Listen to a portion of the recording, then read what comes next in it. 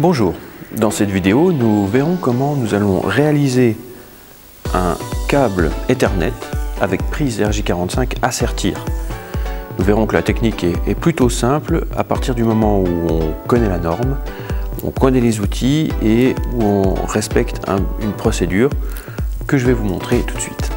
Nous allons donc réaliser cette fois un câble droit Ethernet et nous allons sertir des prises RJ45 à chaque extrémité de ce câble.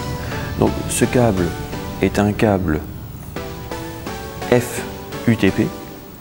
FUTP, ça veut dire que nous trouverons un blindage général, mais pas de blindage de paire. C'est un câble 4 paires torsadées.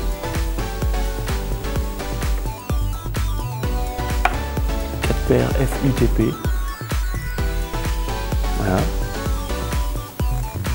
Qui a une impédance de 100 ohms. Catégorie 5E. Donc 4 paires torsadées, c'est-à-dire 8 conducteurs différents aux couleurs normalisées. Donc nous réaliserons un câble à la norme B, qui est la norme la plus répandue dans le câblage réseau. Nous utilisons des connecteurs RJ45 à sertir. Ces connecteurs RJ45 à sertir sont des connecteurs UTP, c'est-à-dire que nous n'avons pas de blindage métallique et nous n'aurons donc pas besoin de relier le blindage. Donc j'utilise ces connecteurs pour faire de l'entraînement au sertissage de câble RJ45. Si vous êtes dans un milieu perturbé avec des perturbations électromagnétiques ou si vous voulez faire un câblage dans les règles de l'art, vous utiliserez plutôt des prises RJ45 à sertir FTP, c'est-à-dire avec un blindage. Afin de réaliser ce sertissage, il nous faut une pince à sertir classique, plusieurs fonctions sur cette pince à sertir. Nous pouvons couper le câble avec la première partie.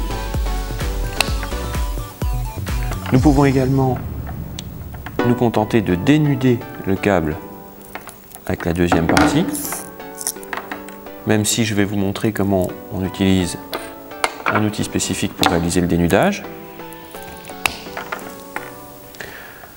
Également, cette pince à sertir permet donc de sertir la prise RJ45 en plaçant donc la prise à sertir ici et en serrant. Je ne vais pas le faire tout de suite parce qu'il faut que je prépare les câbles avant. Cette dernière partie permet de réaliser un dénudage calé à 13 mm. On verra qu'on n'en aura pas besoin. Donc, je vais utiliser cette pince à dénuder.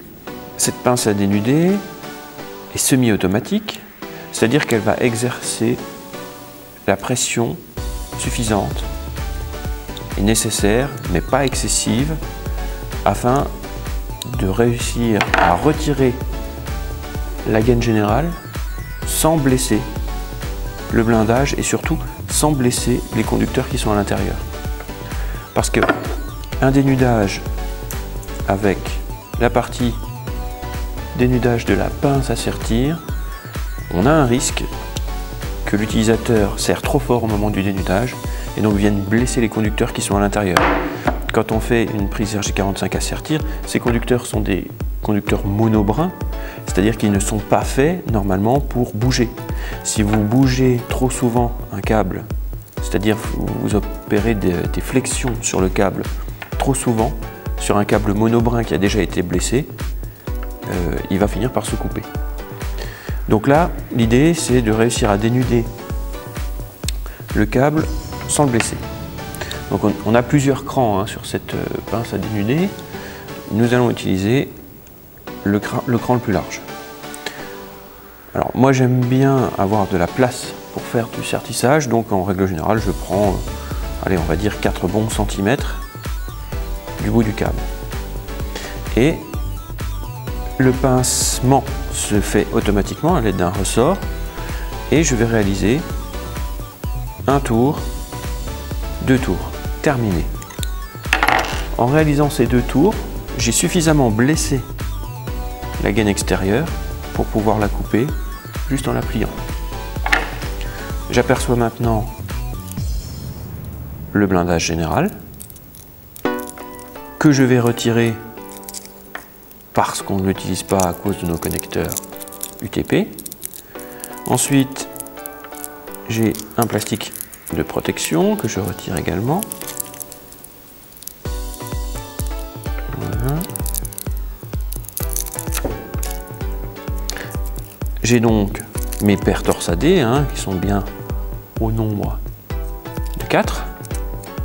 Mais j'ai également un fil de fer qui est là, qui va réaliser la résistance à la traction du câble quand on tire dessus. C'est-à-dire que quand on va dérouler le câble du touret par exemple, ou qu'on va essayer de le tirer lors du passage dans une gaine, dans un mur par exemple, et bien, cet effort de traction sera pris en priorité par ce fil de fer pour éviter de faire une traction sur les conducteurs. Je vais utiliser maintenant la pince du côté coupant pour retirer donc ces plastiques, ce fil de fer et le blindage général. J'ai donc les 4 paires disponibles. La paire blanc-vert-vert, blanc-marron-marron, blanc-bleu-bleu, orange-blanc-orange. La première chose à effectuer, ça va être de détorsader les paires pour libérer les conducteurs et les rendre indépendants les uns des autres.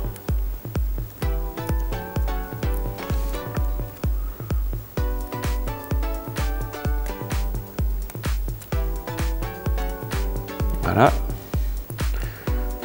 Et les oranges sont détorsadés. L'étape suivante est selon moi la plus importante pour réussir un bon sertissage de prise RJ45, ça va être le lissage des câbles, c'est-à-dire le lissage des conducteurs, pardon. C'est-à-dire que ces conducteurs ont été torsadés. Et donc je vais les rendre les plus droits possibles pour qu'au moment où je vais insérer la prise, ils ne vont pas avoir tendance à vouloir retrouver ces torsions qu'ils avaient lorsqu'ils étaient torsadés. Et non seulement je vais les lisser, mais en plus je vais les lisser dans l'ordre pour respecter la norme B. Alors, l'ordre, moi je vous conseille de le connaître par cœur, même si on peut toujours avoir un pense-bête, c'est orange-blanc en premier. Donc voilà, regardez, vous voyez les mouvements de lissage que je réalise, c'est-à-dire que je pince le conducteur entre pouce et index, et je tire dessus tout en pinçant pour le rendre le plus droit possible. Orange-blanc, ensuite norme B, orange, pareil, je lisse. Et je les positionne, je les lisse en même temps, tout en les positionnant les uns à côté des autres. Orange-blanc, orange. Ensuite, vert-blanc. Je lisse un petit peu le vert-blanc tout seul. Ensuite, je le lisse à côté du orange, donc les 3 en même temps. Donc, il s'habitue à rester dans cet ordre-là. Vert-blanc. Ensuite, c'est bleu. Pareil, je lisse. Ensuite, bleu-blanc. Je lisse.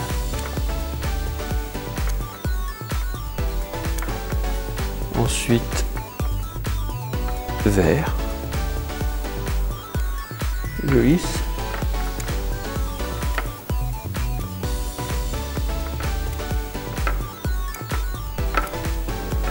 Marron-blanc. Et enfin, marron. Je répète l'ordre, orange-blanc, orange, vert-blanc, bleu, bleu-blanc, vert, marron-blanc, marron. Sachant que On va commencer par orange-blanc et finir par marron si on tient la prise RG45 avec le loquet en dessous. Donc là, la norme voudrait qu'on détorsade un minimum les paires pour éviter les pertes par diaphonie. Donc je vais couper le plus droit possible mes paires à environ 16 mm. La coupure a été effectuée. Je vois que mes câbles, mes conducteurs restent dans le bon ordre. Il ne me reste plus qu'à insérer la prise. Alors pour éviter qu'il change de sens lors de l'insertion, je maintiens une pression vers le haut pendant que j'enfonce les câbles, les conducteurs à l'intérieur de la prise. Voilà. Ensuite, il faut bien vérifier que les conducteurs arrivent jusqu'en butée. Sinon, les fourches qui s'enfonceront à l'intérieur au moment du sertissage ne blesseront pas suffisamment le câble pour venir en connexion avec l'âme du câble en cuivre qui est à l'intérieur. Donc on vérifie bien que tous les conducteurs arrivent en butée. Vous voyez, avec les conducteurs en butée, je me rends compte que même la gaine principale, est dans le connecteur. Ensuite, je présente la pince à sertir et j'insère du bon côté, c'est-à-dire du côté où on n'a pas le peigne, la prise. Et surtout, à partir du moment où elle est insérée, je ne recule plus le câble. Sinon, ça veut dire que les conducteurs ne seront plus embutés. Et je sertis relativement fort. Et voilà. On sait qu'une prise RG45 est sertie si les conducteurs ici sont bien enfoncés. Voilà. Elle est bien sertie. Une fois qu'une prise RG45 est sertie, on ne peut plus la sortir.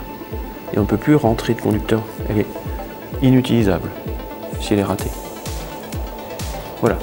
Il ne reste plus qu'à réaliser la même opération de l'autre côté. Et nous ferons ensuite le test.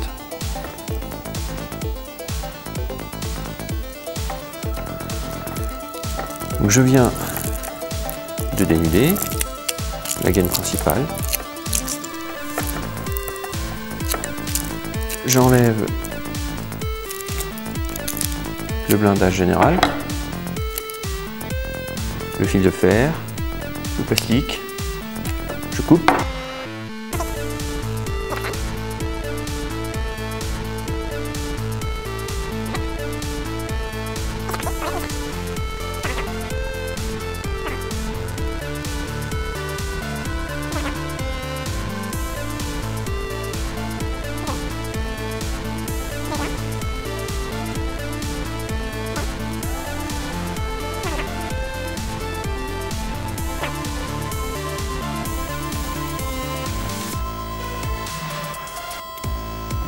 Je coupe.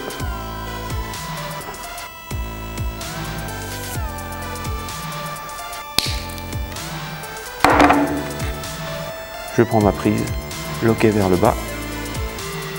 J'enfonce les câbles.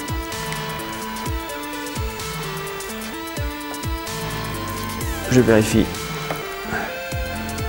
qu'ils sont bien au maximum embutés. Pince à sertir, sertissage, terminé. Voilà, mes deux prises sont serties. En prenant le loquet vers le bas, je vois qu'elles ont le même ordre. Orange, blanc, orange, vert, blanc, bleu, bleu, blanc, vert, marron, blanc, marron. Je vais donc maintenant procéder au test. Et je vais utiliser pour ça un testeur de câble. Donc ce testeur de câble possède plusieurs fonctions. et je vais utiliser la fonction test de réseau. Donc là, aucun câble n'est connecté à l'intérieur. Il me signale que mon câble est mauvais, que toutes les connexions sont ouvertes, open. C'est-à-dire la connexion 1 n'est pas connectée avec le 1 de l'autre côté, etc., etc. Je vais insérer maintenant mon câble afin de le tester.